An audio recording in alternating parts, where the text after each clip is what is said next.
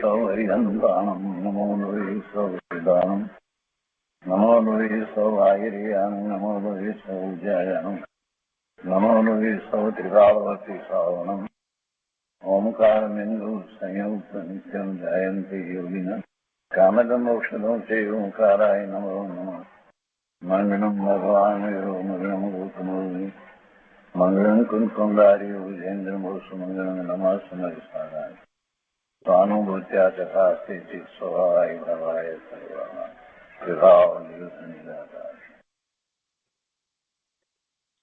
સ્વાનુભૂતિ દર્શન પ્રસમ મૂર્તિ પૂજ્ય બહેન શ્રી ચંપાબેનની સ્વાનુભૂતિ માર્ગ પ્રકાશક તત્વ ચર્ચા એટલે સ્વાનુભૂતિ દર્શન. સ્વાનુભૂતિ દર્શનનો સ્વાધ્યાય આપણે પૂરો કરવા આવ્યા છીએ. સ્વાનુભૂતિ દર્શનના સ્વાધ્યાયમાં પ્રશ્ન 650 સુધી સ્વાધ્યાય કર્યો છે. હવે આજે આગળ લઈએ છીએ પાના નંબર 354 ઉપર પ્રશ્ન 650ના સમાધાન પછીથી છેલ્લા પેરેગ્રાફમાં પ્રશ્ન છે. બહુ લાંબો પ્રશ્ન કર્યો છે વિસ્તારપૂર્વક. કોઈ આકરી પ્રતિકૂળતા આવી પડે, કોઈ આકરી પ્રતિકૂળતા આવી પડે, કોઈ મર્મછેદક વચન કહે, એટલે અંદરમાં ખૂબ લાગી આવે એવું કંઈક કહે, મર્મછેદક વચન કહે, તો શીઘ્ર દેહમાં સ્થિત પરમ આનંદ સ્વરૂપ પરમાત્માનું ધ્યાન કરીને દેહનું લક્ષ્ય છોડી દેવું, ક્ષમતા ભાવ કરવો, એમ કહેવામાં આવે છે. પણ હજી તો શ્રદ્ધા જ્ઞાનના ઠેકાણા નથી, તો તે કેવી રીતે પરમાત્માનું ધ્યાન કરે?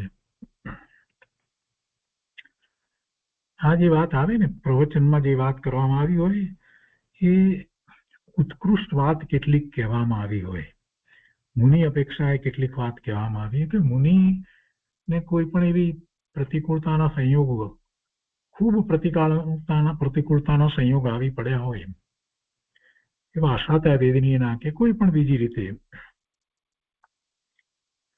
કોઈ ઉપસર્ગ કરી રહ્યું આ બધું હોય, અથવા તો કોઈ એવા વચન એવા બોલે, કડવા વચનો એવા બોલે, મર્મછેદક વચન કહે, કંઈ પણ કરે, તો એવી સ્થિતિની અંદર પણ મુનિ પોતે પોતાના આત્માનું લક્ષ્ય છોડતા નથી. એ વાત જ્યારે ગુરુદેવ સમજાવતા હોય તો આવી કેટલીક વાત કહેવામાં આવી હોય, અને એ અપેક્ષાએ સમજવાની હોય છે કે કોઈ આકરી પ્રતિકૂળતા આવી પડે, કોઈ મર્મછેદક વચન કહે, તો શીઘ્ર દેહમાં સ્થિત પરમાનંદ સ્વરૂપ આત્માનું ધ્યાન કરી અને દેહનું લક્ષ્ય છોડી દેવું, ક્ષમતા ભાવ કરવો, એમ કહેવામાં આવે છે. પણ હજી તો શ્રદ્ધા જ્ઞાનના ઠેકાણા નથી, તો તે કેવી રીતે પરમાત્માનું ધ્યાન કરે? આવો પ્રશ્ન છે. પૂજ્યબેનશ્રીએ સમાધાન આપ્યું છે કે આ આગળની વાત કરી છે. આગળની એટલે ઘણી ઊંચી દશા, ઊંચી ભૂમિકા જેની છે એની વાત કરી છે, આગળની વાત કરી છે. પણ જેટલી પોતાની શક્તિ હોય તે પ્રમાણે કરવું.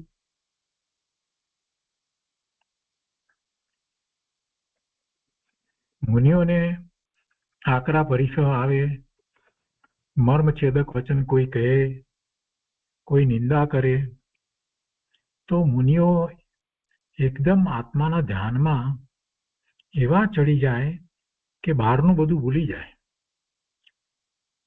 7મા 6ઠા ગુણસ્થાને રહેલા મુનિની તો આવી દશા હોય છે, એને કાંઈ સ્પર્શતું જ નથી. કોઈ શું કહે છે, શું બોલે છે, નિંદા કરે છે, અરે પરીક્ષો આવ્યા છે તો પણ વિચલિત નથી થતા,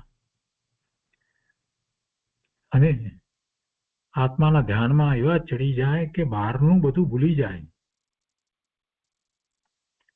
નિંદા પ્રશંસા આદિ બધું જેમને સરખું છે, કોઈ એમની પ્રશંસા કરે તો પણ એથી પણ એમને કાંઈ ફેર પડતો નથી. નિંદા પ્રશંસા આદિ બધું એ મુનિને તો બધું સરખું છે, તથા આ શરીર પણ મારું નથી. શરીરમાં જે થાય તેનાથી મને કાંઈ થતું નથી. એવા મુનિઓ આકરા પરિસો આવે તો એકદમ જ્ઞાયકના ધ્યાનમાં ચડીને શ્રેણી માંડી કેવળ જ્ઞાન પ્રાપ્ત કરે છે. આવું પણ બને છે. પરિસો આવે તો એકદમ જ્ઞાયકના ધ્યાનમાં ચડીને શ્રેણી માંડી કેવળ જ્ઞાન પ્રાપ્ત કરે છે. કેવળ જ્ઞાન પ્રાપ્ત ન કરે તો પણ એ સ્વરૂપમાં એવી એકાગ્રતા કરે છે, તો કેવા ભાવ સહિત કરે છે કે આ જે કંઈ થઈ રહ્યું છે એ બધું બહારનું છે, એની સાથે મારે કાંઈ સંબંધ નથી. એમ એ પોતે પોતાના જ્ઞાન સ્વભાવે પરિણમી જાય છે. ને કેટલીક વખત તો કેટલાક મુનિને તો એવા પરિસર ઉપસર્ગ આવ્યા તો એમ સમજે છે કે આમાં તો મારી નિજરા થાય છે.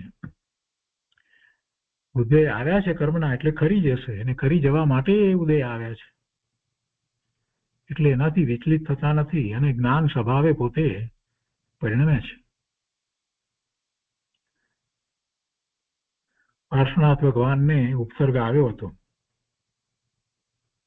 પાંડવોને કેવો ઉપસર્ગ થયો હતો?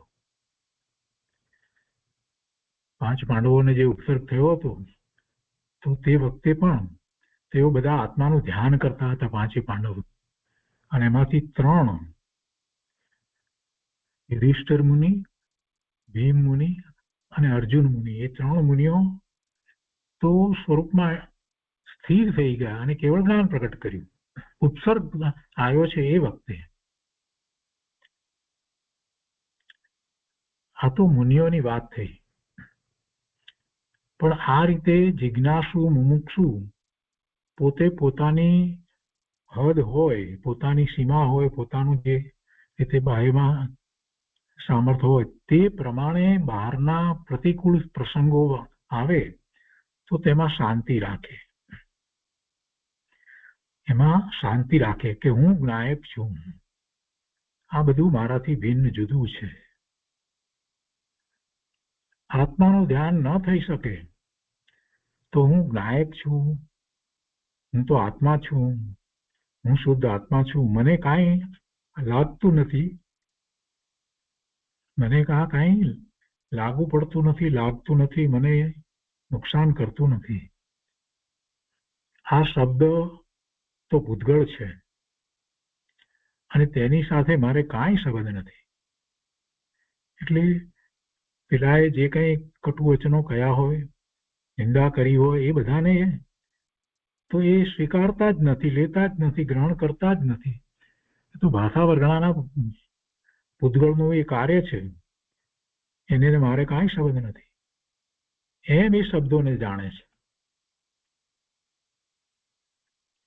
શ્રી કહે છે કે એમ વિચારો કરે, તેની શ્રદ્ધા કરે, તેવી જાતની એકાગ્રતા કરે અને તેવું ધ્યાન કરે.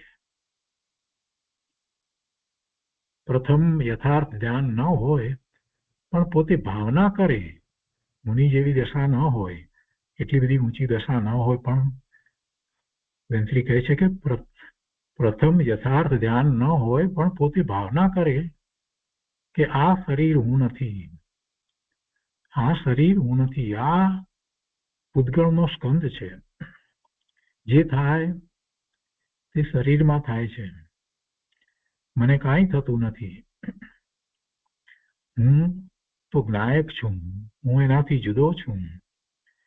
તે રીતે વિચાર કરે અને શ્રદ્ધાનું બળ વધારે કે હું તો જુદો છું, જ્ઞાયક છું, જુદો છું, આ શરીરથી જુદો છું, બધાથી જુદો છું. શબ્દ કહેતો નથી કે તું સાંભળ, અને જીવ પણ કાંઈ ત્યાં સાંભળવા જતો નથી. શબ્દ કહેતો નથી કે તું સાંભળ, શબ્દ શબ્દ છે, અને હું જીવ, એ જીવ પણ કાંઈ ત્યાં સાંભળવા જતો નથી. એટલે કે હું મારામાં છું, હું મારામાં છું. શબ્દ શબ્દમાં છે અને હું મારામાં છું. શબ્દ મારા પરિણામ બદલે, શબ્દ મને એમ કહેતો નથી કે તું સાંભળ ને પછી વિચાર કરી અને તું પણ એવા કસાય ભાવે થા, એવું કઈ શબ્દ કહેતો નથી. પેલા એ શબ્દ કરનારે એવા શબ્દો કહ્યા, ગમે તે થયું બધું. એ વખતે એના જે ભાવ હતા એ એની પાસે, એના ભાવ કે બોલાયેલા શબ્દો એ મારામાં પેસતા નથી, ઘૂસતા નથી, મારા શુદ્ધ સ્વરૂપને મલિન કરતા નથી. અને હું કઈ ઈચ્છાપૂર્વક એને સાંભળવા જઉં છું એવું મારું સ્વરૂપ નથી. આવો વિચાર કરે મુમુક્ષુને, આવો વિચારો. મારે એ કઈ સાંભળવા છે એમ પણ નથી, કેમ કે હું શુદ્ધ સ્વરૂપી ભગવાન આત્મા છું અને હું મારામાં છું એમ પોતે વિચાર કરી અને શાંતિ રાખે, સંભાવ રાખે. ધ્યાન ન થઈ શકે તો આ રીતે શાંતિ રાખે અને સંભાવ રાખે, એ પ્રમાણે કરે. આટલું કહ્યું એટલે વચ્ચે ફરીથી મુમુક્ષુએ પ્રશ્ન કર્યો કે પોતે જે ભૂમિકામાં હોય તે પ્રમાણે કરે. એટલે એનો અર્થ એમ નથી કે જે ભૂમિકામાં હોય તો પછી તેનો વિરોધ ન કરવા બેસી જાય, એમ ન માની લેવું. ભૂમિકામાં હોય તે પ્રમાણે કરે એટલે મુનિ જેટલી દશા ઊંચી નથી તો પણ મુમુક્ષુ છે, મોક્ષાર્થી છે અને એવો પુરુષાર્થ કરી રહ્યો છે તો કાંઈક એને ફેર તો પડવો જોઈએ ને. બીજા સામાન્ય જીવો જેને ધર્મનો કોઈ વિચાર નથી આવતો એ વખતે એના કરતા એને કાંઈક વિચાર તો આવવો જોઈએ ને, તો જ મુમુક્ષુ કહેવાય. એટલે પોતે જે ભૂમિકામાં હોય તે પ્રમાણે કરે એટલે પછી ખોટું કરવા માટે એનો અર્થ ન લેવો. એને સામો જવાબ આપવામાં મારી ભૂમિકા તો એવી છે એટલે મેં એને જવાબ આપ્યો, એવી વાત ન હોય. કે મારી ભૂમિકા એવી હતી એટલે મેં એની સાથે ઝઘડો કર્યો, એવી વાત ન હોય. ભૂમિકાની વાત કરી છે તો મુમુક્ષુ તરીકે મોક્ષાર્થી છે એની ભૂમિકાની વાત છે. સમ્યક દ્રષ્ટિ છે અથવા તો સમ્યક તો સન્મુખ છે, પાંચમા ગુણસ્થાનની દશામાં છે, જે ભૂમિકા એ પ્રમાણે. શ્રી કહે છે કે પોતાની ભૂમિકા પ્રમાણે પુરુષાર્થ કરી શકાય માટે તેવો પુરુષાર્થ કરી અંતરમાં સ્થિર થવું, આકુળતા ન કરવી. મૂળ વાત તો આ છે, આકુળતા ન કરવી, સ્વરૂપનું લક્ષ્ય કરી અને સ્વરૂપમાં સ્થિર થવાનો પુરુષાર્થ કરવો. મુનિરાજની તો વાત જ જુદી છે. મુનિરાજ તો ઉગ્ર ધ્યાન કરે છે, પણ દરેકે પોતપોતાની હદ પ્રમાણે સમજી લેવું. સમ્યક દ્રષ્ટિ પણ આત્માનું ધ્યાન કરે છે, પરંતુ મુનિની ભૂમિકા જુદી છે. જિજ્ઞાસુએ પોતાની ભૂમિકા પ્રમાણે કરવું. સંયોગથી પોતે જુદો છે, ન્યારો છે, અને એમ જુદો પડી ન્યારો થઈ અને વિચાર કરે કે આ બધું મારું સ્વરૂપ નથી, આ બધું મારું સ્વરૂપ નથી, આ બધો ઉદય છે, એવા પાપ કર્મના ઉદય આવ્યા છે એટલે આવો સંયોગ સર્જાયો છે. અને જે સંયોગ હોય એનો વિયોગ હંમેશા થાય. અને ઉદય છે તો એ ઉદય કર્મનો ઉદય છે તો એ પછી કર્મ કરી જવાનું છે. હું તેનાથી જુદો છું, કોઈનો એટલે બીજા કોઈનો પરનો દોષ નથી. મારા પોતાના ઉદયને લઈને એટલે કે મારા કર્મના ઉદયને લઈને એ પ્રતિકૂળતા આવી છે, માટે શાંતિ રાખવી. શાંતિ રાખવી. ઉદયને લઈને પ્રતિકૂળતા આવી છે, ઉદય એવો છે કર્મનો ઉદય, તો પછી એની સાથે જોડાઈ અને નવા કર્મ બાંધવા કરતા શાંતિ જાળવી અને એ ઉદય જે આવ્યો છે એની નિજરા થઈ જવા દેવાની. આમ પણ એ ઉદય આવ્યો છે અને કર્મની નિજરા તો થવાની જ છે, પણ એ વખતે નવા કર્મ ન બાંધવામાં આવે, ઓછામાં ઓછા બાંધવામાં આવે તો જ નિજરા થાય છે. એટલે કહે છે કે માટે શાંતિ રાખવી. તો આ 651માં પ્રશ્નનું સમાધાન થયું. હવે એના પછીનો પ્રશ્ન છે કે શ્રીમદજીમાં આવે છે કે જ્ઞાની પ્રત્યે જેને પરમાત્મા બુદ્ધિ આવે છે જ્ઞાની પ્રત્યે જેને પરમાત્મા બુદ્ધિ આવે છે તેને સર્વ મુમુક્ષુ પ્રત્યે દાસત્વ ભાવ આવે છે. તો ત્યાં તેઓ શું કહેવા માંગે છે? જ્ઞાની પ્રત્યે પરમાત્મા બુદ્ધિ આવે અને સર્વ મુમુક્ષુ પ્રત્યે દાસત્વ ભાવ આવે છે. તો ત્યાં કૃપાળુદેવ શું કહેવા માંગે છે? દાસત્વ ભાવ વિશે પ્રશ્ન છે. સમાધાનમાં પૂજ્ય બેનશ્રી કહે છે કે મુમુક્ષુને સત્પુરુષ કે જે સર્વોત્કૃષ્ટ માર્ગ બતાવી રહ્યા છે એવા સત્પુરુષ, મુમુક્ષુને સત્પુરુષ કે જે સર્વોત્કૃષ્ટ માર્ગ બતાવી રહ્યા છે અને સાધના કરી રહ્યા છે તેમના પર પરમેશ્વર બુદ્ધિ આવે છે. એવા મુમુક્ષુને સત્પુરુષ પ્રત્યે એને એવી પરમેશ્વર બુદ્ધિ આવે છે. એટલે કે તે જ મારે સર્વસ્વ છે એમ માને છે. એમાં પરમેશ્વર બુદ્ધિ એને આવે છે મુમુક્ષુને સત્પુરુષ પ્રત્યે, એટલે કે તે જ મારે સર્વસ્વ છે એમ માને છે. અને તેમની નિશ્રામાં તેમની આજ્ઞાએ પોતે પોતાના મોક્ષ માર્ગના પુરુષાર્થને આગળ વધારવા ધારે છે. અને એવી જ્યારે પોતાને ભાવના થઈ છે તો તેને બીજા મુમુક્ષુ જીવો પ્રત્યે દાસત્વપણું એટલે કે ગુણગ્રાહી દ્રષ્ટિ થઈ જાય છે. બીજા મુમુક્ષુ પ્રત્યે દાસત્વપણાનો અર્થ આ છે. બીજા મુમુક્ષુ પ્રત્યે દાસત્વ ભાવ આવે છે એમ જે કહ્યું તો એનો અર્થ શું?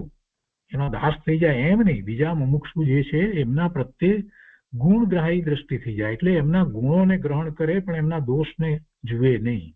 બીજા સાથે રહેલા મુમુક્ષુ જે છે એમના ગુણોને ગ્રહણ કરે, એટલે એ ગુણગ્રાહી દ્રષ્ટિ થઈ જાય અને એમના દોષને, એમના કોઈ દોષને જોતો નથી. પણ તેને બધાનું દાસત્વ છે, અર્થાત કોઈથી હું ઊંચો છું એવી દ્રષ્ટિ નથી. બીજાના ગુણ જુએ છે એટલે, અને પોતાના જે દોષ છે એને મોટા કરીને જુએ છે, એટલે એ અપેક્ષાથી એમ કહેવાય કે દાસત્વ.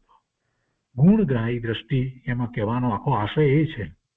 તે કોઈના દોષ જોતો નથી પણ તેને બધાનું દાસત્વ છે, અર્થાત કોઈથી હું ઊંચો નથી એવી દ્રષ્ટિ,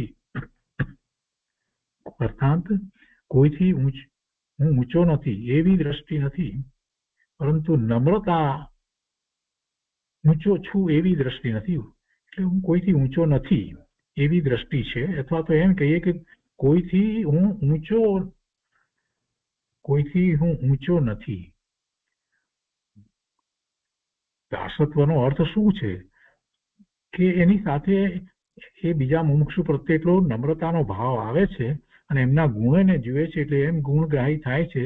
તો પછી બીજાઓથી હું ઊંચો છું એવી માન્યતા, એવી દ્રષ્ટિ, એવા અભિમાન એને હોતા નથી એમ કેવું છે. પરંતુ નમ્રતાના ભાવ આવી જાય છે, નમ્રતાના ભાવ આવી જાય છે. આને દાસત્વ કહેવાયું છે. આગળ કહે છે કે આત્માર્થીપણાનું લક્ષણ છે, જે આત્માર્થી છે તેવા આત્માર્થીને શું લક્ષણ છે? આત્માર્થીપણાનું લક્ષણ છે કે હું કોઈથી ઊંચો છું તેવો વિચાર છૂટી જાય અને બધાનું દાસત્વપણું આવી જાય, એટલે કે બીજાના ગુણોને ગ્રહણ કરે. અને બીજા એવા ગુણી છે, ગુણવાન છે, તો પછી પોતે કોઈથી ઊંચો છે એમ નથી રહેતું. અને એમના ગુણો પ્રત્યે જ્યારે દ્રષ્ટિ કરવામાં આવે તો એમનું મહાત્મા સ્વીકાર્ય થઈ જાય છે, એમની મહત્તા પણ લાગે છે. એટલે એ વાતને અહીંયા ગુણગ્રાહીપણાની વાતને દાસત્વપણું કહેવામાં આવ્યું છે. બધાનું દાસત્વપણું આવી જાય, તેને એટલી બધી નમ્રતા આવી જાય છે કે પોતાનું અહમપણું અને કઠોરતા છૂટી જાય છે.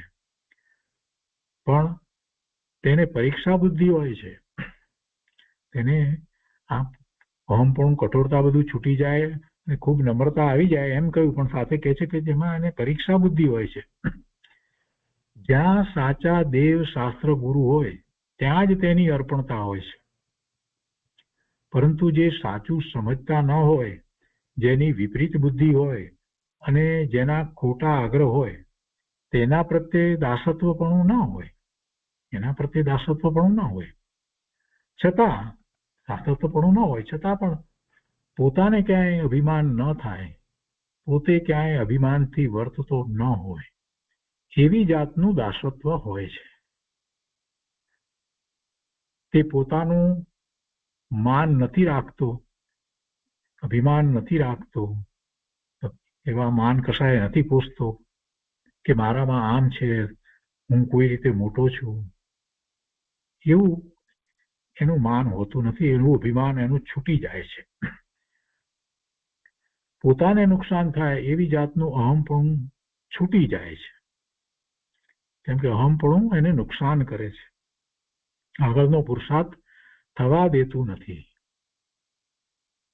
કોઈ ખોટા આગ્રહવાળા હોય, કુદેવ કુગુરુ હોય, તો તે બધાને જેમ છે તેમ જાણે છે, પણ પોતે અહમપણું રાખતો નથી. એ બધાને જેમ છે તેમ જાણે છે, બસ તેને બધામાં વિવેક છે, એટલે એવા પ્રત્યે એને કોઈ માન કે શ્રદ્ધા હોતા નથી. પણ છતાંય એને એવા કુદેવ કુગુરુ છે ને પોતે સત્ય માન્યતાને સ્વીકારે છે, જીનવાણીને સ્વીકારે છે, તો પણ એ અહમપણું રાખતો નથી. એટલે એમ એને પોતાને માટે એવો વિવેક વર્તે છે. બધામાં વિવેક છે, પણ તેનો અર્થ એવો નથી કે બધે નમસ્કાર કરતો ફરે, એમ વાત નથી. વિવેક છે એટલે એનો અર્થ એવો નથી કે ગમે તેને એ બધે નમસ્કાર કરે છે, એમ એનો અર્થ નથી થતો. એનું નામ નમ્રતા નથી. છતાં તેને અહમપણું છૂટી જાય છે. પોતાને અહમપણું નથી, પણ એથી નમ્રતાનો અર્થ સામે એવો નથી કે ગમે તેને પણ એ નમસ્કાર કરે, મિથ્યા દ્રષ્ટિ, કુદેવ કુગુરુ એને પણ એ નમે, એમ નથી હોતું. મારામાં આ ગુણ તો છે, મારામાં આ ગુણ તો છે ને, અમુક ગુણને માટે તો કે છે કે એવો પણ એને અહંકાર ન હોય, એવો તેને અહમ ન હોય, પણ મારે હજી ઘણું કરવાનું છે, એવી નમ્રતા હોય. અને એટલા માટે જ એની સાથે રહેલા બીજા મુમુક્ષુઓના ગુણો જુએ છે, અને એમાંથી પણ એ આગળ એમ ભાવના કરે છે કે એવા ગુણો મારે પણ હજી પ્રગટ કરવાના છે. એટલે એમ એ દાસત્વપણું છે. દ્રવ્ય અપેક્ષાએ સિદ્ધ સમાન ભગવાન જેવો છું, પણ પર્યાયમાં પામર છું. દ્રવ્ય અપેક્ષાએ હું પામર નથી, દ્રવ્ય અપેક્ષાએ સિદ્ધ ભગવાન જેવો છું. આ તો બહુ મહત્વની વાત છે. એ તો ક્યારેય ભૂલવાય નહીં, ક્યારેય ભૂલવા જેવી વાત નથી. દ્રવ્ય અપેક્ષાએ સિદ્ધ ભગવાન જેવો છું. એકલી નમ્રતાથી મોક્ષ માર્ગમાં આગળ વધાતું નથી. નમ્રતા બધાને નમે, સૌને ગમે, આ બધી વાતો છે એ કહેવા માત્ર વાત છે. એથી કાંઈ કોઈને ગમવાનો પ્રશ્ન જ નથી. કોઈને કોઈ ગમે છે કે નથી ગમતો એનું કારણ શું છે? પોતાનો એવો યશ નામ કર્મનો ઉદય હોય તો બધા એને ગમે, બધાને એ ગમે, બધામાં એનું માન જળવાય, એ જ કારણ છે. બાકી કઈ નમવા બેસે એટલે બધા એને માન આપે કે એવું કઈ હોતું નથી. અને એ કઈ ગુણ નથી. વિવેક હોય, નમવા માટે પણ વિવેક હોય. નમ્રતાની વાત કરી છે, પણ હા, નમ્રતાની સામે એવા અભિમાન પણ નથી કરતો. નમ્રતા તો રહે છે. સામો જીવ જે છે એ એવો કુગુરુ હોય કે કુદેવને માનતો હોય, એવું કાંઈ પણ હોય તો પણ એના પ્રત્યે એને જેમ છે તેમ જાણવા છતાં પણ એના પ્રત્યે કઈ દ્વેષભાવ કરતો નથી. અને એને જોઈને અહંકાર નથી કરતો કે જો ને આ તો કેવો છે ને હું કેવો છું, એમ પણ અહંકાર નથી કરતો. એટલે પોતાની નમ્રતા તો જાળવી રાખે છે. આ દાસત્વનો અર્થ છે. કેમ કે મુખ્ય વાત શું છે? દાસત્વમાં મુખ્ય વાત તો એ છે કે દ્રવ્ય અપેક્ષાએ હું સિદ્ધ સમાન છું, સિદ્ધ ભગવાન જેવો છું, પણ પર્યાયમાં પામર છું. એટલે ભગવાનની આગળ પામરતા છે.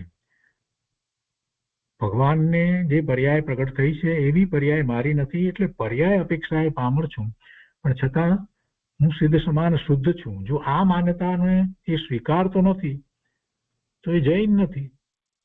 કેમ કે જીનેશ્વર ભગવાનની આજ્ઞા છે દિનેશ્વર ભગવાનની આજ્ઞામાં એ વાત આવી છે કે તું શુદ્ધ છો, સિદ્ધ સમાન શુદ્ધ પૂર્ણ પવિત્ર છો, અને એવા તારા શુદ્ધ સિદ્ધ સમાન શુદ્ધ સ્વરૂપને અત્યારે વર્તમાનમાં કાંઈ નુકસાન થયું નથી, એવું ને એવું જ તારું સ્વરૂપ જળવાઈ રહ્યું છે, તું એને પ્રગટ કર.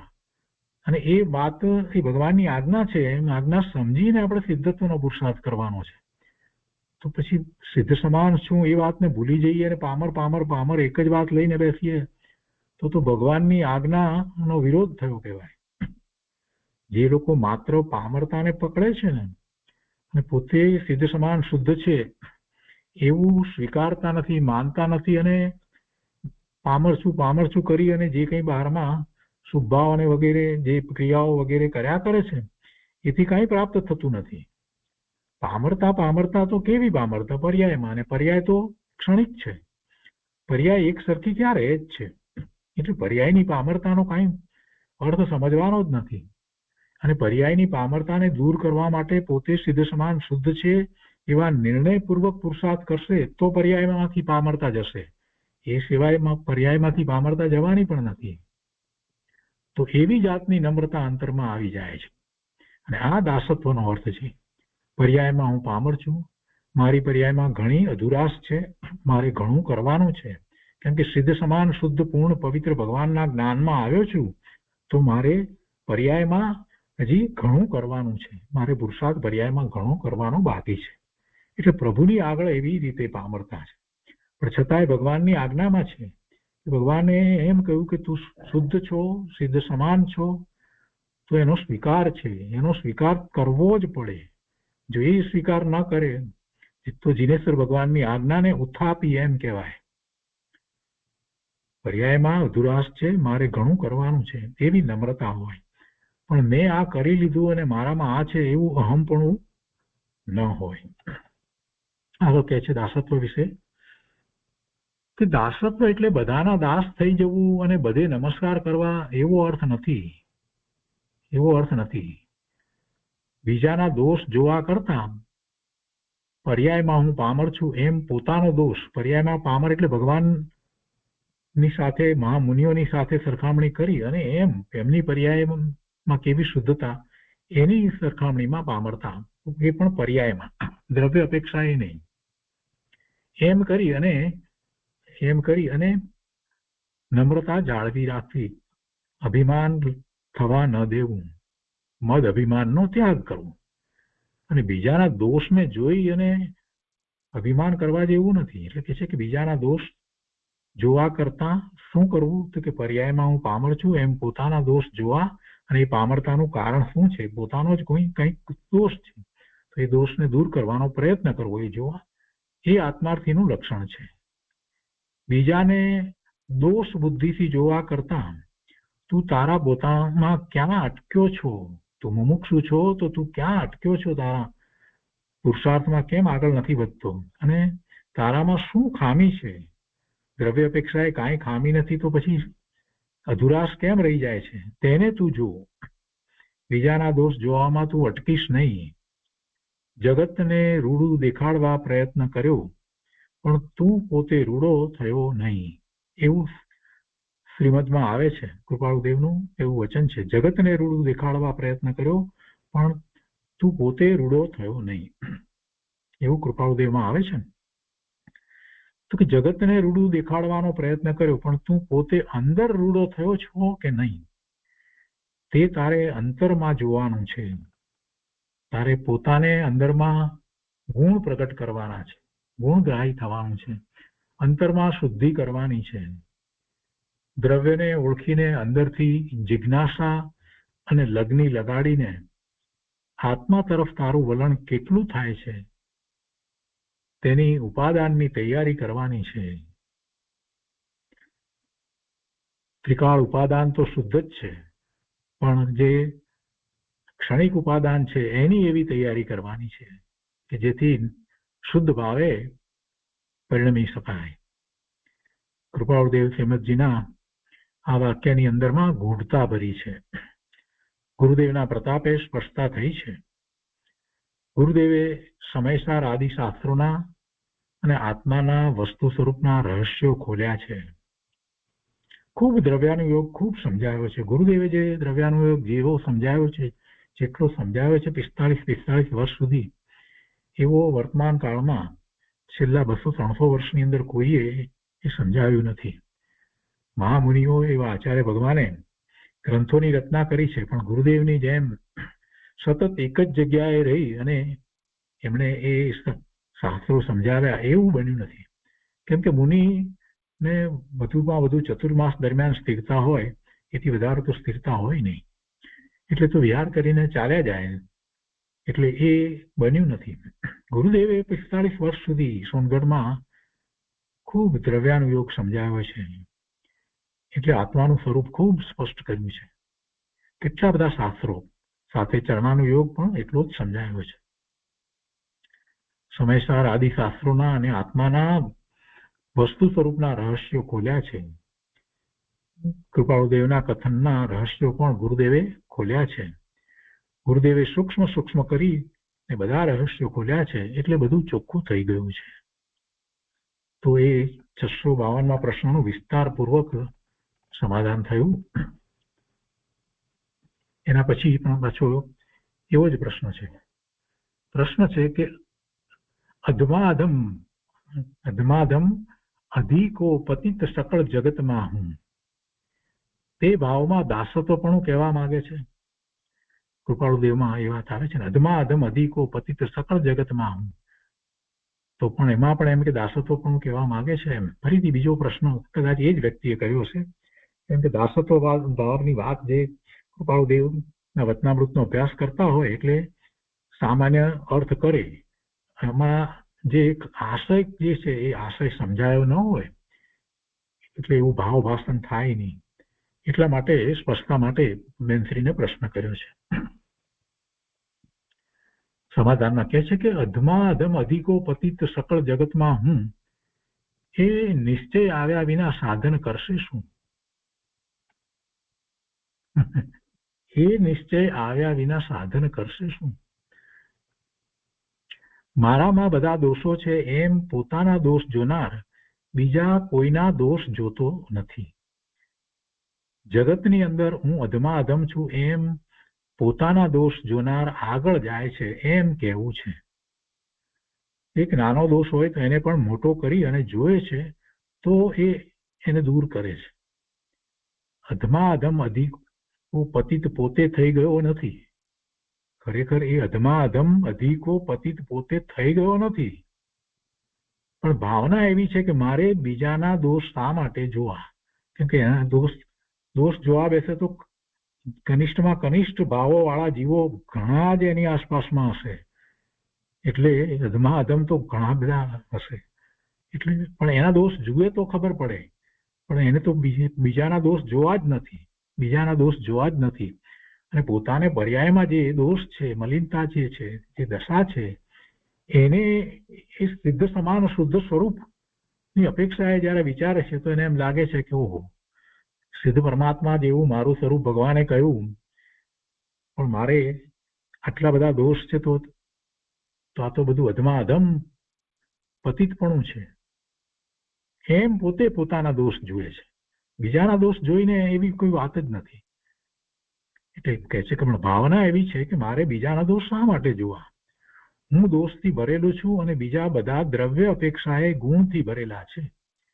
બીજાઓ જે છે દોષમાં છે તો પણ એમના પ્રત્યે દ્વેષ નથી કરતો, કેમ કે વર્તમાન પર્યાયમાં એમને અત્યારે દોષ છે. બીજાઓને જેને દોષ છે એને પણ અત્યારે વર્તમાન પર્યાયમાં દોષ છે. એમનું પણ દ્રવ્ય અપેક્ષાએ તો સિદ્ધ સમાન શુદ્ધ પૂર્ણ પવિત્ર છે, અને એવી દ્રષ્ટિ કરે છે એમ તે જુએ છે. દ્રવ્ય અપેક્ષા એ પોતાને જુએ છે કે મારા સ્વભાવમાં દોષ નથી, પણ પોતાને પુરુષાર્થ ઉપાડવો છે એટલે પોતાને એમ પણ જુએ છે કે મારામાં જ બધા દોષ છે. એટલે પર્યાય અપેક્ષાએ જે દોષ છે એને એ જુએ છે. અધમાધમ અધિકો પતિત એમ પર્યાય અપેક્ષાએ દ્રવ્ય અપેક્ષાએ તો કોઈ વાત નથી. દ્રવ્ય અપેક્ષાએ ક્યાંય પામરતા માનવામાં આવે તો મોક્ષ માર્ગમાં પ્રવર્તન થઈ શકે જ નહીં. સૌથી પહેલી અને સૌથી મહત્વની વાત જો કાંઈ હોય તો નિશ્ચયથી પોતાનું જે શુદ્ધ સ્વરૂપ જે છે એનો સ્વીકાર. કેમ કે એ ભગવાનની આજ્ઞા છે. ભગવાને એમ કહ્યું છે કે તું સિદ્ધ સમાન શુદ્ધ પૂર્ણ પવિત્ર છો, મારા જેવો છો, અને એને આપણે સ્વીકારીએ નહીં તો કેમ ચાલશે? ભગવાનની આજ્ઞાની વિરાધના થાય છે અને એ સ્વીકારીને તો આગળ દોષ દૂર થાય છે, એ સ્વીકારીને આગળ પુરુષાર્થ થાય છે, સમ્યક તો થાય છે, ચારિત્રનો પુરુષાર્થ થાય છે, એ બધું એ રીતે તો થાય છે. તો એ તો વાતને પકડવાની જ છે અને એને રાખી અને જે પર્યાયમાં જે મલિનતા જે છે, દોષ છે, એની અહીંયા તો વાત કરી છે. અધમા અધમ અધિક કુપતિ એમ પર્યાય અપેક્ષા એમ એ મારામાં જ દોષ છે અને મારે જ ગુણ પ્રગટ કરવાના છે. એટલે પર્યાયમાં પણ મારે ગુણોને પ્રગટ કરવાના છે, બીજાના દોષ જોવાના નથી. પોતાનો અલ્પ દોષ હોય તો તેને મોટો કરીને પોતે અંદર વિચાર કરે અને બીજાના થોડા ગુણને પોતે મોટા કરીને વિચાર કરે. આગળ જનાર મુક્ષની આવી રીત હોય છે. પોતાને આગળ વધવું છે તે બીજાના ગુણ તરફ જુએ તથા પોતાને પુરુષાર્થ ઉપાડવા માટે પોતાના દોષ જુએ તો જ પુરુષાર્થ ઉપડે ને. મલિનતાનો સ્વીકાર કરે ત્યારે જ પુરુષાર્થ ઉપડે ને કે આ મલિનતાને દૂર કરવી છે, મારે ઘણું કરવાનું છે. આમ કરીને આગળ જાય છે. તે જ્ઞાન બરાબર કરે છે કે દ્રવ્ય અપેક્ષાએ મારામાં શુદ્ધતા તો ત્રિકાળ ભરી પડી છે. દ્રવ્ય અપેક્ષાએ કોઈ શુદ્ધતા લાવવાની, શુદ્ધતા પ્રાપ્ત કરવાની એવું કાંઈ છે જ નહીં. દ્રવ્ય તો ત્રિકાળ શુદ્ધ જ છે અને એ શુદ્ધ છે અને એવી શુદ્ધતા પ્રગટ કરવાની ક્ષમતા પણ મારામાં ભરી પડી છે, એવા ગુણો પણ છે. આ બધો તો એ વિચાર કરી અને એ દ્રવ્યનું લક્ષ્ય કરે છે. પણ પર્યાયમાં હજી મારે અંતરમાં પુરુષાર્થ કરી અને બધું પ્રગટ કરવાનું છે. આમ દાસત્વ પણ કોઈક અપેક્ષાએ કહ્યું છે. બધી અપેક્ષાએ દાસત્વ પણ એમ નહીં. પર્યાયની અપેક્ષાએ પોતાને આગળ વધવાનું છે અને દીન ભયો પ્રભુ પદ જપે ભક્તિ કહા સે હોય, તે દ્રવ્ય દ્રષ્ટિની અપેક્ષા છે. એટલે બીજી વાત એ લીધી છે, દીન એટલે ગરીબ. દીન ભયો પ્રભુ પદ ભજે મુક્તિ કહા સે હોય. એવો ગરીબડો થઈ અને પ્રભુ પદ ભજે. પ્રભુ પદ પોતાનું પદ, પોતાનું પરમાત્મા પદને એવો દીન થઈને ભજશે, એટલે દીન થઈને માનશે તો મુક્તિ ક્યાંથી થશે? પોતે પામર થઈ અને પોતાને માનશે, જે કંઈ પુરુષાર્થ કરશે તો પછી મુક્તિ ક્યાંથી થશે? નહીં થાય. પોતે દીન નથી. પોતે કોણ છે? પોતે સિદ્ધ છે. પોતે દ્રવ્યથી સિદ્ધ છે, શુદ્ધ છે, ત્રિકાળ શુદ્ધ છે. એમ પોતે મુક્તિના માર્ગમાં આગળ વધી શકશે. એટલે એવી દ્રવ્ય દ્રષ્ટિની અપેક્ષા છે. અને પછી પર્યાયમાં જે છે એને જાણે છે અને એને દૂર કરવા માટે પણ દ્રવ્ય દ્રષ્ટિ વધારે ને વધારે કરતો જાય છે, એની જ રુચિ કરતો જાય છે, એમાં જ વધારે ને વધારે એકાગ્રતા કરતો જાય છે. એટલે એમ એ બંનેની સંધિ છે. તો એ 653માં પ્રશ્નનું સમાધાન થયું. હવે એ પછીનો પ્રશ્ન છે કે પરમાં મહત્તા અને કુટુંબ પરિવારમાં મમતા થઈ જાય છે. પરમાં મહત્તા અને કુટુંબ પરિવારમાં મમતા થઈ જાય છે. વિચાર કરીએ તો પણ તે ભાવ છૂટતા નથી. તો શું કરવું? સમાધાનમાં પૂજ્ય બેનશ્રી કહે છે કે ઉદય ભાવ છે તે જો આત્માની લગની અંદર લાગે તો તૂટે. આ બધો ઉદય ભાવ છે. પરની મહત્તા આવે છે તો એમાં શું છે? એવા ઉદય આવે છે, સંયોગો છે. હવે એને એ પોતે જ્ઞાન સ્વભાવી ભગવાન આત્મા છે એ રીતે પોતાના જ્ઞાનનું જ્ઞેય છે એ રીતે જોવે તો પછી પરની મહત્તા છૂટી જાય. પણ એવું એ જોતો નથી. ઉદય ભાવ સાથે જોડાઈ જાય છે. ઉદય ભાવ છે તે જો આત્માની લગની અંદર લાગે તો એ ઉદય ભાવ તૂટે. વિચારથી ન તૂટે. માત્ર વિચારથી નહીં તૂટે. એવી આત્માની લગની લાગવી જોઈએ. જ્ઞાયકને ઓળખે અને ઉદય ભાવથી જુદો પડે કે હું જ્ઞાયક છું, આ ઉદય આવ્યા તે હું નહીં. એવા ઉદય આવ્યા હોય કે ખૂબ લક્ષ્મીની પ્રાપ્તિ થઈ ગઈ હોય તો પછી પોતાને એમ કે મોટો બુદ્ધિશાળી હોશિયાર ડાયો માને અને પોતે મોટો બધી રીતે મોટો પૈસા પાત્ર થઈ ગયો છે, તો પછી એ બહારની મહત્તામાંથી બહાર નીકળવો મુશ્કેલ પડે. એટલે એને પણ એ ઉદય સમજે. અહીંયા ઉદયની વાત લીધી છે ને, એટલે એ પણ ઉદય છે, અને એ ઉદય છે એ સંયોગ છે, એનો પણ વિયોગ થવાનો જ છે. કાં તો લક્ષ્મી ચાલી જાય ને નહીં ચાલી જાય તો પોતે એને છોડીને ચાલ્યો જવાનો છે. એટલે એ ઉદય છે, અને એમ એ ઉદયથી જુદો પડે કે એ ઉદય છે. જ્ઞાયકને ઓળખે અને ઉદય ભાવથી જુદો પડે કે હું જ્ઞાયક છું, આ મારું સ્વરૂપ નથી, આ જે કંઈ છે તે બધું મારું સ્વરૂપ નથી. ત્યારે વાસ્તવિકપણે એ છૂટે તૂટે છે, એ ભાવથી ઉદય ભાવથી છૂટે છે અને પરની મહત્તા છૂટી જાય છે. ત્યાર પહેલા ઉદય ભાવ ભલે હો અને પોતે વિચાર પણ કરે, પરંતુ માત્ર એકલા વિચારથી નહીં, પુરુષાર્થ કરે તો ઉદયનો રસ મંદ પડી જાય છે. ત્યાર પહેલા ઉદય ભાવ હોય અને એવો વિચાર કરે કે આ મારા નથી, એટલા માત્ર વિચારથી વાત નહીં બને. એવો પુરુષાર્થ પણ એને કરવો પડે. એમ કે છે કે પુરુષાર્થ કરે તો ઉદયનો રસ મંદ પડી જાય.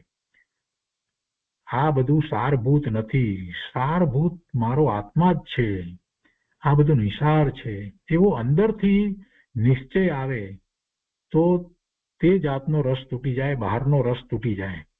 બહારમાં અનેક પ્રકારે પુણ્યના એવા ઉદય આવ્યા હોય તો સંયોગો એવા અનુકૂળ સંયોગો ને બધી વાતની પ્રાપ્તિ થાય, એ બધો મહિમા આવે. પણ સમજે કે ના, એ નથી, એ કઈ મારી સાથે આવવાનું નથી, એ શાશ્વત વસ્તુ નથી, એ ઉદય છે, હું એનાથી જુદો ભગવાન આત્મા છું, જ્ઞાન સ્વરૂપ છું. એવો અંદરમાં વિચાર ચાલે અને એવો પછી એવો છું તો એવો હું પ્રગટ થઉં, એટલે એવા પરિણામો મારા પ્રગટ થાય. શુદ્ધ આત્મા છું તો મારા નિર્મળ પરિણામ પ્રગટ થાય, એવો પુરુષાર્થ કરે, માત્ર વિચાર નહીં. એમ કે છે બેન, મહિમાવંત તો મારો આત્મા જ છે, એમ એકલા માત્ર વિચાર કર્યા કરે, પણ અંદરથી નિરસતા ન લાગે તો રસ ન તૂટે. અંદરથી નિરસતા લાગવી જોઈએ. કોને માટે નિરસતા અંદરથી લાગવી જોઈએ? અંદરથી બહારમાં જે કાંઈ બધું જે છે એ બધા માટે નો રસ તૂટવો જોઈએ. મારો આત્મા શાશ્વત છે, ખરેખર આ કુટુંબ આદિ મારું સ્વરૂપ નથી, એ મારું સ્વરૂપ નથી. એ બધા કુટુંબના જે સભ્યો છે એ બધા પણ ભગવાન આત્મા છે. એટલે જ ગુરુદેવે એ વાત આપી છે ને કે તું ભગવાન છો, બધા ભગવાન થાવ. તું ભગવાન થા ને બધાને કહે છે કે ભગવાન થાવ, બધા ભગવાન છે. પહેલા તું ભગવાન છો એવો નિર્ણય કર, તો પછી બધા ભગવાન છે એમ નિર્ણય થશે. એટલે કોઈના પ્રત્યે કાંઈ બીજો વિકલ્પ આવશે નહીં. એટલે કહે છે ખરેખર આ કુટુંબ આદિ મારું સ્વરૂપ નથી, પણ છતાંય જીવ માત્ર જ્ઞાન સ્વરૂપ ભગવાન આત્મા છે. પણ એ સંબંધ જે છે એ સંબંધ તે કુટુંબમાં જે બીજા જીવો સાથેનો સંબંધ છે તો એ સારભૂત નથી, એ સારભૂત નથી અને કાંઈ મહિમાવંત નથી. એ તો બધું માત્ર કલ્પનાથી માનેલું છે. તો એવી જાતનો અંદરથી વૈરાગ આવવો જોઈએ, એવી જાતનો અંદરથી વૈરાગ આવવો જોઈએ. આત્માની લગ્ની લાગવી જોઈએ. ને વિચારની સાથે આ બધું આવે તો બહારનો રસ તૂટે, પરનો રસ તૂટે. આગળ વધારે સમજાવ્યું છે, ખૂબ વિસ્તારથી સમજાવ્યું છે કે ઉદય ભાવમાં પોતે જોડાઈ જાય છે, પણ અંદરથી રસ તૂટી જવો જોઈએ. તે અશુભમાંથી શુભમાં આવે છે, પણ શુભ પણ મારું સ્વરૂપ નથી, તેનાથી પણ હું જુદો મહિમાવંત ચૈતન્ય છું, અને હું તો શુદ્ધ ભાવે જ શોભું છું. શુભ ભાવ એ પણ કઈ મારું સાચું સ્વરૂપ નથી. વિભાવમાં ઉભા રહેવું તે બધું ખોટું છે. શુભ હોય કે અશુભ ભાવ, એ બંને છોડી અને શુદ્ધ ભાવમાં રહેવું છે. શુદ્ધ ભાવમાં રહેવું એ જ સાચું છે, સત્ય છે, એ જ સ્વીકાર્ય છે. સમયસારમાં એ વાત આવી છે કે આ બહિર્ભાવે હું શોભતો નથી, એવી વાત ત્યાં આવે છે. આ રીતે અંદરથી આત્માની લગ્ની અને મહિમા આવવી જોઈએ. તે વગર બહારનો રસ તૂટે નહીં. બહારના બધા રાગ એવા હોય છે, પણ ચૈતન્ય તરફનો જો પ્રેમ જાગે તો બહારનો પ્રેમ અંતરથી તૂટી જાય. એક મારો આત્મા જ સર્વસ્વ છે, તે જ જાણવા જોવા લાયક છે, તે જ વિચારવા લાયક છે, તેનું જ ભજન કરવા યોગ્ય છે, તે જ ભજવા લાયક છે. બાકી બધું નકામું છે, નિરર્થક છે. બહારમાં જેણે વસ્તુ સ્વરૂપ બતાવ્યું તે જીનેન્દ્ર દેવ હૃદયમાં રાખવા યોગ્ય છે. જેમણે જીનેન્દ્ર ભગવાન જીનેશ્વર દેવે આ સાચું વસ્તુ સ્વરૂપ બતાવ્યું, સમજાવ્યું અને એવા સ્વરૂપની પ્રાપ્તિનો ઉપાય બતાવ્યો, એવા જીનેન્દ્ર દેવને હૃદયમાં રાખવા યોગ્ય છે. દેવ શાસ્ત્ર ગુરુ હૃદયમાં રાખવા યોગ્ય છે. શાસ્ત્રનું ચિંતન કરવા યોગ્ય છે. તે સિવાય બહાર કોઈ ઉપર દ્રષ્ટિ મૂકવા જેવી નથી. લક્ષમાં લેવા જેવું નથી. બહારમાં કાંઈ લક્ષમાં લેવા જેવું નથી. રાગ કરવા જેવો નથી. એવો અંદરથી જો સાચો નિર્ણય આવે, સાચી લગ્ની લાગે અને સાચો વૈરાગ્ય આવે તો બહારની મહત્તા તૂટે. બાકી જીવે બાહ્ય વૈરાગ લાવી ઘણીવાર રસ તોડ્યો છે, પણ એવા ક્ષણિક વૈરાગને કારણે રસ પૂરેપૂરો તૂટ્યો નથી. થોડો સમય પછી પાછો એને બહારમાં રસ પડવા લાગ્યો. એટલે ઘણીવાર એવું બન્યું છે કે એને રસ તોડ્યો છે, પણ યથાર્થપણે તો ત્યારે તૂટે કે જ્યારે આત્માને લક્ષમાં લે, નાયકને ઓળખે તો વાસ્તવિક રીતે રસ તૂટે. ઉદય તેને કહેતો નથી, જે કર્મનો ઉદય આવ્યો છે તો એ કાંઈ કહેતો નથી કે તું પરાણે આમાં જોડાઈ જા. પોતે જોડાય છે. બહારનું કોઈ કહેતું નથી કે તું મને સાંભળ, તું મને જો, તું મારો વિચાર કર. એમાં કોઈ કાંઈ કહેતું નથી. બહારમાં જે કંઈ છે એ બધા પદાર્થો વગેરે કોઈ એમ કહેતું નથી કે તું મારું લક્ષ કર અને મારામાં જ તું જોડાઈ જા, મારામાં જ તું સુખની બુદ્ધિ કર. એમ આ બધા પદાર્થો કંઈ આપણને કહેતા નથી. કોઈ કહેતું નથી, પણ પોતે જ પોતાના રાગથી તેમાં જોડાય છે. રાગમાં નીરસતા લાગે તો તેનો રસ તૂટી જાય.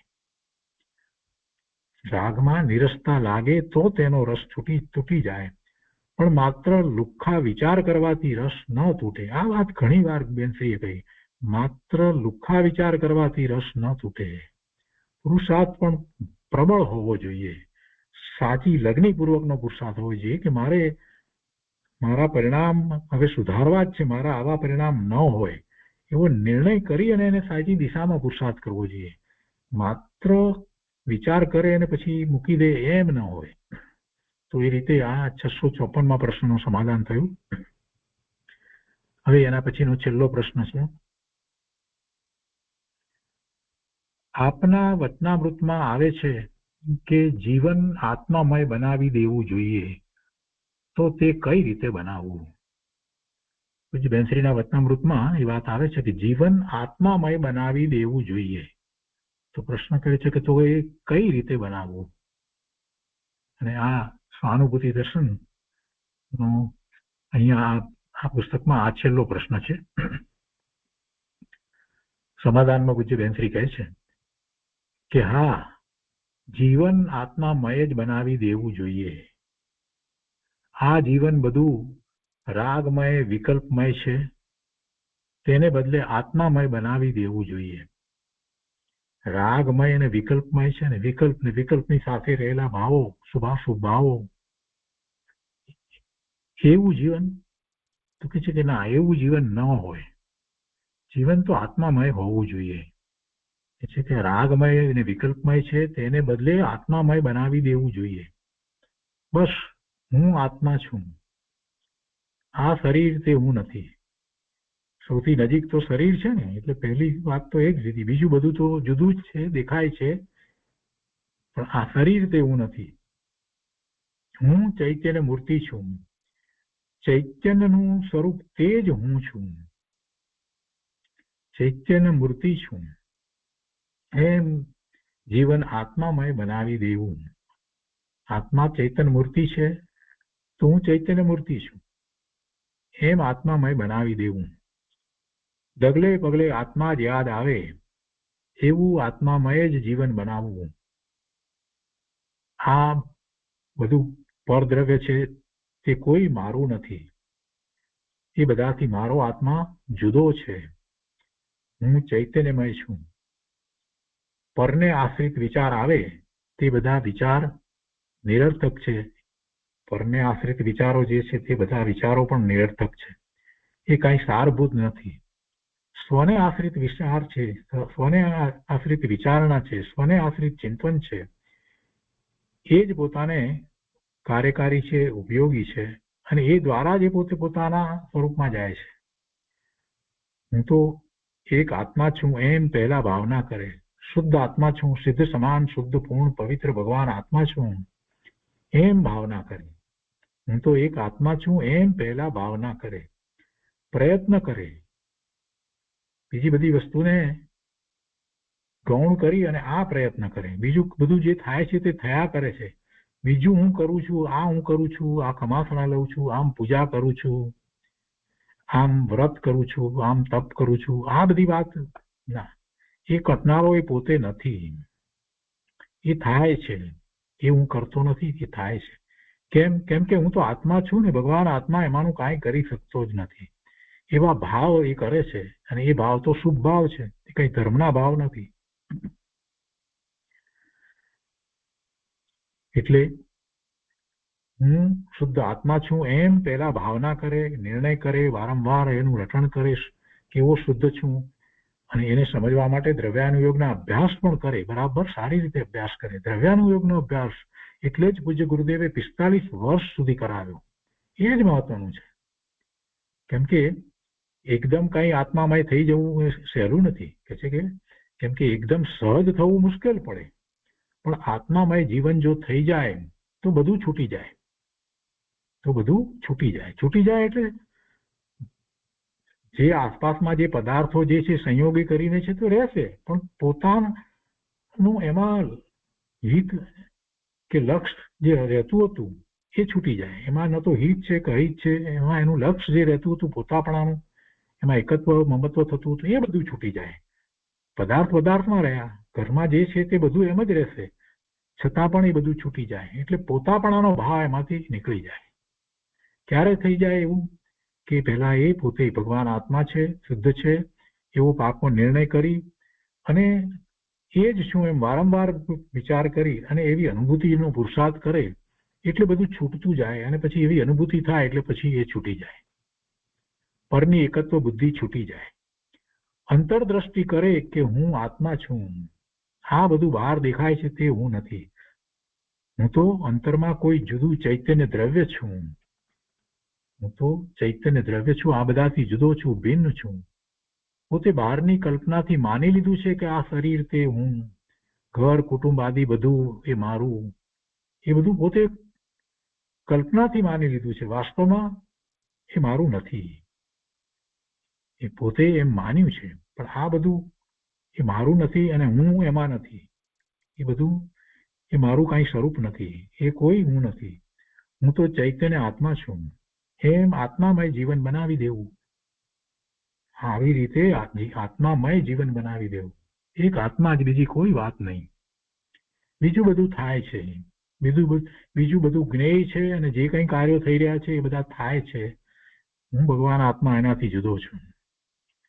અનંત કાળમાં ઘણું કર્યું, ત્યાગ વૈરાગ્ય આદિ બધું કર્યું, પણ યથાર્થ કરવા યોગ્ય કર્યું નથી. હું તો આત્મા છું, આ વિભાવ મારું સ્વરૂપ નથી એમ પોતાનું અસ્તિત્વ ગ્રહણ કરીને જે વૈરાગ્ય આવે તે બરાબર છે, તે સાચો વૈરાગ્ય છે. હું તો આત્મા છું એવું સહજપણે કરવાનો પ્રયત્ન કરવો, એ સહજ થઈ જાય. પહેલા સહજ હોતું નથી, પણ સહજ કરવાનો પ્રયત્ન કરે. આ ઉદય ભાવ તે હું નથી.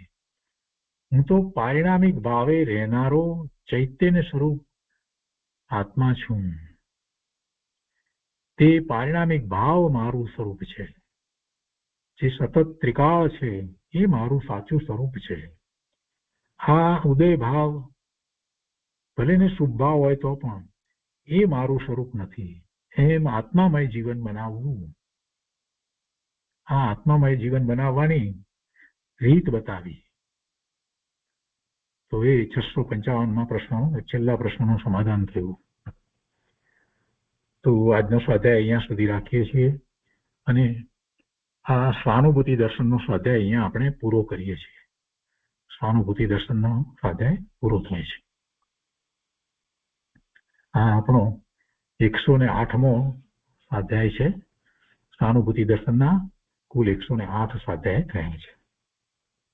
655 પ્રશ્નોના પૂજ્ય બેનશ્રીએ જે ઉત્તર આપ્યા હતા એ આ સ્વાનુભૂતિ દર્શન પુસ્તકની અંદર છે.